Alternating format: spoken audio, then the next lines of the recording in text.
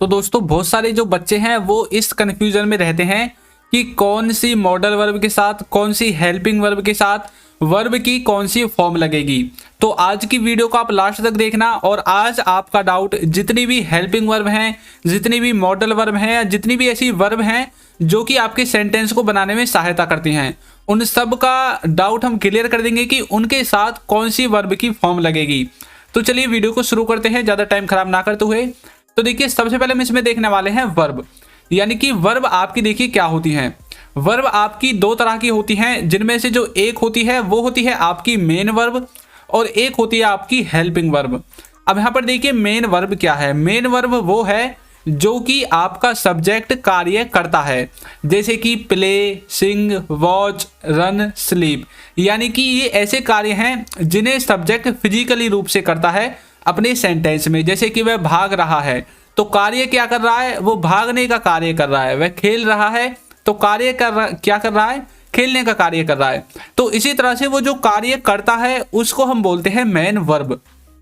अब उस सेंटेंस के बारे में बताने वाली जो हेल्पिंग वर्ब है, ये हेल्पिंग वर्ब हमें बताएगी कि सेंटेंस कौन से टेंस में है या फिर हम जो बोलना चाहते हैं उसकी सही भावना क्या है। ये आपकी हेल्पिंग वर्ब या फिर आप मॉडल वर्ब जिसे बोलते हो वो दोनों चीज़ें बताती हैं। अब देखिए मेन वर्ब प्ले, सिंग, वॉच, रन, इसी तरह की और भी जो वर्ब हैं जो आप फिजिकली रूप से कार्य करते हैं उन सब को आप मेन वर्ब यानी कि मुख्य क्रिया कहते हैं। अब हेल्पिंग वर्ब में क्या आता है, हेल्पिंग वर्ब होती है आपकी is, am, are, was, were, has, have, should, would, could, have, has been, will, ये सब क्या है, ये सब आपकी हेल्पिंग वर्ब और मैंने मॉडल वर्ब भी इसी में मिक्स कर दिए हैं जिससे कि मैं आपको अच्छे से समझा सकूं। तो हेल्पिंग वर्ब और मॉडल वर्ब ये सब आपको ब्रैकेट में दिख रही हैं। तो वर्ब को दो तरह से बांटा गया है, आपको रटने की जरूरत नहीं है, सिर्फ आप स्पोकन इंग्लिश के लिए सीख रहे हैं, ना कि आपको किसी कॉम्पिटिटिव एग्जाम में बैठना है।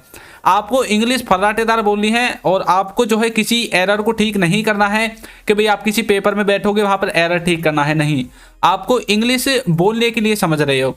तो जो is, am, are, was, were, has, have, would, should, could, इन सब के साथ मैं बताऊंगा वर्ब की कौन सी फॉर्म लगेगी। तो चलिए सबसे पहले हम स्टार्ट करेंगे टेंस से। टेंस से स्टार्ट करने से पहले मैं आपको बता दूं कि वर्ब की आपकी टोटल 5 फॉर्म होती है, यानी कि 5। अब आप कैसे बोलोगे, आपने आज तक तो 3 ही देखी हैं, तो लेकिन आप जो ईएस लगाकर और आईएनजी लगाकर लिखते हो ना अपने वाक्यों में वर्ब को, वो भी वर्ब की फॉर्म ही होती हैं। अब देखिए जैसे कि एक तरफ मैंने लिखा हुआ है वर्ब और उसके सामने लिखा हुआ है फर्स्ट, सेकंड, थर्ड, फोर्थ और फिफ्थ। अब मैंने एग्जाम्पल के लिए लिख दिया है गो। अब गो की जो फर्स्ट फॉर्म होती है वो तो आप जानते ही हैं, गो ही होती है। सेकंड फॉर्म होती है वेंट और थर्ड फॉर्म होती है गॉन, ये सब आप जानते हैं। लेकिन आप प्रेजेंट इंडेफिनिट में यूज करते हो थर्ड पर्सन सिंगुलर के साथ एस या ईएस लगाकर, तो आप वहां पर सिर्फ बोल देते हो, लेकिन वो वर्ब की फोर्थ फॉर्म होती है। और जो आईएनजी लगाते हो ना आप कंटिन्यूअस टेंस में, तो वो आपकी होती है वर्ब की फिफ्थ फॉर्म। तो इस तरह से गो की हो जाएगी गो, वेंट, गॉन, गोज और गोइंग, ये सब। और वर्क की देख लीजिए, वर्क की है work first form, worked second, worked third, works fourth और वर्किंग फिफ्थ। तो इस तरह से टोटल जो वर्ब हैं उनकी 5 फॉर्म होती हैं। अब इसी तरह से आपकी जो भी वर्ब है उन सबको आपको 5 तरह से लिखना है। वैसे आपको मेन यूज करना है फर्स्ट, सेकंड और थर्ड, और इनको तो आप वैसे जानते हो टेंस के अनुसार, भाई उसमें एस या ईएस लगेगा, कंटिन्यूअस में आईएनजी लगेगा, लेकिन आप इन्हें इनके नाम से भी जान सकते हो। चलिए मैं आपको नाम बताता हूँ इनका क्या क्या है। तो देखिए जो फर्स्ट फॉर्म है इसे हम बोलते हैं बेस फॉर्म, यानी कि बेस होती है तो ये बेस फॉर्म कहलाती है। नेक्स्ट है जो सेकंड फॉर्म है वो होती है आपकी पास्ट की फॉर्म, आप पास्ट में ही तो यूज करते हो, पास्ट इंडेफिनिट में वर्ब की सेकंड फॉर्म। पूरे टेंस में सिर्फ आप पास्ट इंडेफिनिट में ही वर्ब की सेकंड फॉर्म का यूज करते हैं। उसके बाद है थर्ड फॉर्म, यानी कि पास्ट पार्टिसिपल। थर्ड फॉर्म को आप पास्ट पार्टिसिपल के नाम से जानते हैं। फोर्थ फॉर्म है आपकी प्रेजेंट की, आप प्रेजेंट इंडेफिनिट में यूज करते हैं ना, तो वो आपकी फोर्थ फॉर्म है। और उसके बाद फिफ्थ है आपकी प्रेजेंट पार्टिसिपल, तो ये आपकी फिफ्थ फॉर्म है। इस तरह से आपकी जो मेन वर्ब है उसको 5 भागों में डिवाइड किया गया है। पहली है बेस फॉर्म, दूसरी है पास्ट, तीसरी है पास्ट पार्टिसिपल और जो चौथी है वो है प्रेजेंट और उसके बाद है प्रेजेंट पार्टिसिपल। तो इस तरह से इसको टोटल 5 भागों में डिवाइड किया गया है। इसको आप अपनी कॉपी में भी उतार सकते हैं। तो चलिए अब आगे देखते हैं। आगे अब हम इनको टेंस वाइज पढ़ेंगे कि भी कौन से टेंस में कौन सी वर्ब लगेगी, उनकी हेल्पिंग वर्ब के साथ कौन सी वर्ब का यूज करना है। तो देखिए पहले देखिए हैज, हैव, हैड और विल हैव। यदि आपको कहीं पर ये दिखे और आपके टेंस में वर्ब है तो आपको इनमें क्या करना है, वर्ब की थर्ड फॉर्म का यूज करना है। जहां पर भी आपको हैज, हैव, हैड या फिर विल हैव इनमें से कोई दिखे तो वर्ब की थर्ड फॉर्म आपको अपने सेंटेंस में आंख बंद करके लगा देनी है। अब देखिए एग्जांपल, आई हैव गॉन, आप ऐसे भी बोल सकते हैं। यदि पास्ट का है तो बोलेंगे आई हैड गॉन, इस तरह से। अब देखिए गो की मैंने थर्ड फॉर्म लिख दी गॉन, तो इस तरह से आपको हैज, हैव, हैड और विल हैव इनमें से कोई मिले तो वर्ब की थर्ड फॉर्म लगानी है। तो चलिए नेक्स्ट देखते हैं। नेक्स्ट देखिए, नेक्स्ट है आपका, यदि आपको हैज, हैव, हैड और विल हैव इनके साथ लगा मिले बीन। आप पढ़ते हो ना, आप कई बार पढ़ते हो कि प्रेजेंट, पास्ट और जो फ्यूचर है उनके परफेक्ट कंटिन्यूअस टेंस में आप इन सब के साथ बीन का यूज करते हैं। और आप इन सब का यूज करते हैं बीन के साथ जो होते हैं आपके पैसिव वॉइस के टेंस होते हैं। पैसिव वॉइस के सेंटेंसेस में भी आप इन सब के साथ बीन का यूज करते हैं। तो एक आप करते हैं एक आप करते हैं परफेक्ट कंटिन्यूअस के साथ और एक आप करते हैं इनका यूज पैसिव में। तो यदि आपको इन सब के साथ बीन मिले तो आपको क्या करना है, वर्ब की थर्ड फॉर्म तब भी लगानी है। यदि ये पैसिव में है तो आपको वर्ब की थर्ड फॉर्म लगानी है, और यदि ये परफेक्ट कंटिन्यूअस में है तो आपको इनके साथ वर्ब की फर्स्ट फॉर्म के साथ आईएनजी लगानी है। इस तरह से आपको इन्हें समझना है। हैज, हैव, हैड यदि आपको सिंपल मिलते हैं तो वर्ब की थर्ड फॉर्म, यदि बीन के साथ मिलते हैं और ये पैसिव में है तो भी वर्ब की थर्ड फॉर्म, और यदि बीन के साथ मिलते हैं लेकिन ये पैसिव में नहीं है तो वर्ब की फर्स्ट फॉर्म के साथ आईएनजी आपको लगानी है। देखिए कैसे, आप बोल सकते हैं आई हैव या फिर आई हैड बीन आस्क्ड, इस तरह से। यहां पर मैंने इसको पैसिव में बना दिया।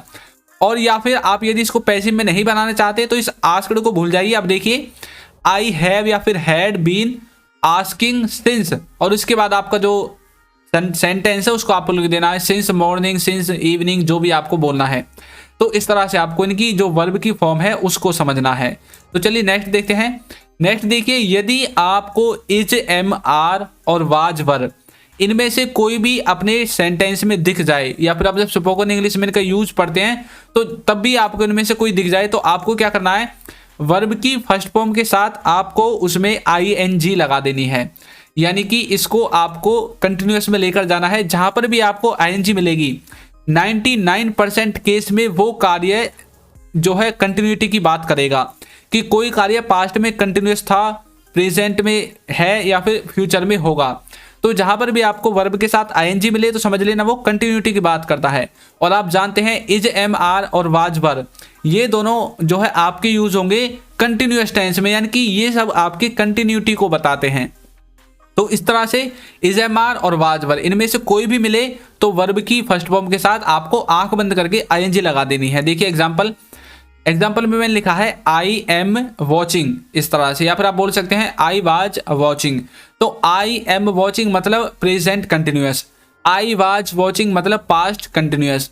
तो मैं देख रहा हूं या फिर मैं देख रहा था, इस तरह का कुछ इसका भाव निकलता है। तो वर्ब आपको समझ में आ गया है कि इनके साथ कौन सी वर्ब लगानी है। तो यहाँ पर मैं सिर्फ आपको वर्ब के बारे में बता रहा हूँ कि कौन सी हेल्पिंग वर्ब के साथ कौन सी वर्ब लगानी है। कई बार ऐसा होता है ये आपकी जो हेल्पिंग वर्ब है इनके बाद आपको नाउन लगानी पड़ती है, तो वो केस आपका अलग है, वो तो आपको नाम आएगा ही जिसके बारे में आप बताना चाहते हैं। तो नेक्स्ट देखते हैं।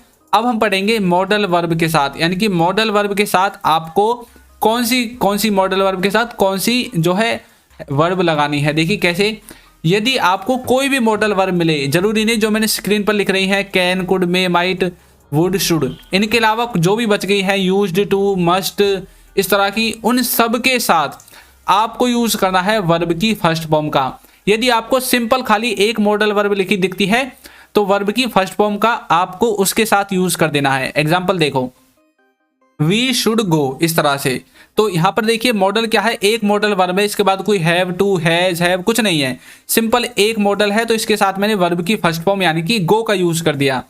इसी तरह से आप इसके साथ इसके स्थान पर कुड भी लिख सकते हैं, वी कुड गो, और लिख सकते हैं we might go, we may go, we must go, we should go. इस तरह से आप किसी भी मॉडल वर्ब को लिख लीजिए, उसके बाद हमेशा वर्ब की फर्स्ट फॉर्म ही लगेगी। अब देखते हैं नेक्स्ट देखिए, यदि आप वुड, शुड, कैन, कुड अब भी आपकी कोई भी मॉडल वर्ब हो, जरूरी नहीं है यही हो, इनके बाद भी जो बच गई हैं, लेकिन मैंने आपको समझाने के लिए लिख दी हैं जिससे कि स्क्रीन ज़्यादा ना भरे। तो यदि आपको अब कोई भी मॉडल वर्ब मिलती है और उसके साथ आपको मिलता है लगा हैव, कोई भी मॉडल वर्ब हो, चाहे वुड हो, शुड हो, कैन हो, कुड हो, मे हो, माइट हो, यूज्ड टू हो, कोई भी हो, यदि आपको उनके साथ हैव लगा मिलता है तो आपको यूज करनी है वर्ब की थर्ड फॉर्म।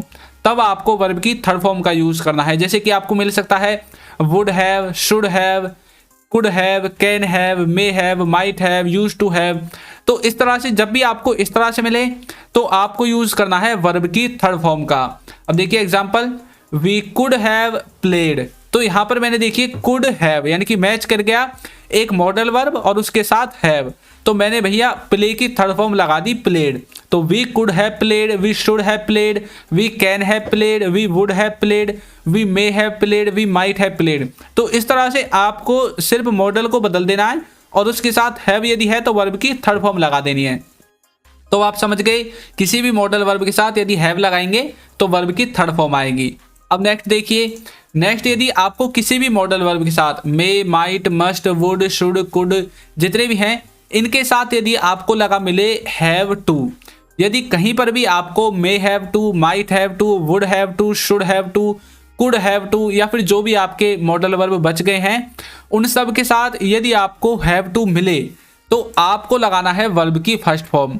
हैव टू के साथ जो मॉडल वर्ब आती है उनमें हमेशा वर्ब की फर्स्ट फॉर्म ही आएगी। तो इस तरह से आपको अपनी मॉडल वर्ब को समझना है।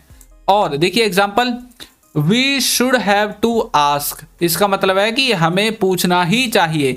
तो यहाँ पर देखिए शुड हैव टू का मैंने यूज किया है, तो इसके स्थान पर आप could have to, may have to, might have to, must have to, would have to, जो भी आपकी मॉडल वर्ब है उसका यूज कर सकते हैं। लेकिन याद रखने वाली बात है कि सबसे लास्ट में जो आपकी वर्ब होगी वो आपकी फर्स्ट फॉर्म में ही आएगी, इस तरह से समझना है। अब देखिए नेक्स्ट, यदि आपको कोई भी मॉडल वर्ब हो, can, could, may, might, must, should, इनके साथ लगा मिले हैव बीन, यदि आपको किसी भी मॉडल वर्ब के साथ हैव बीन लगा मिले तो इसके साथ आपको यूज करना है वर्ब की फर्स्ट फॉर्म के साथ आईएनजी का। वैसे तो हैव बीन के और भी ज्यादा यूजेज होते हैं, पैसिव में भी इसको आप बना सकते हैं, लेकिन मैं आपको सिंपल बता रहा हूं जो कि आप ज्यादातर यूज करने वाले हैं। तो आपको यदि हैव बीन मिले और वो पैसिव में नहीं है तो आपको यूज करना है वर्ब की फर्स्ट फॉर्म के साथ आईएनजी का। कोई भी मॉडल वर्ब होनी चाहिए पहले, उसके बाद हैव बीन बताना है और वर्ब की फर्स्ट फॉर्म के साथ आईएनजी आपको लगा देनी है। देखिए कैसे, we would have been playing, तो यहाँ पर देखिए मैंने वुड हैव बीन के बाद वर्ब है प्ले, उसके साथ आईएनजी यूज किया है।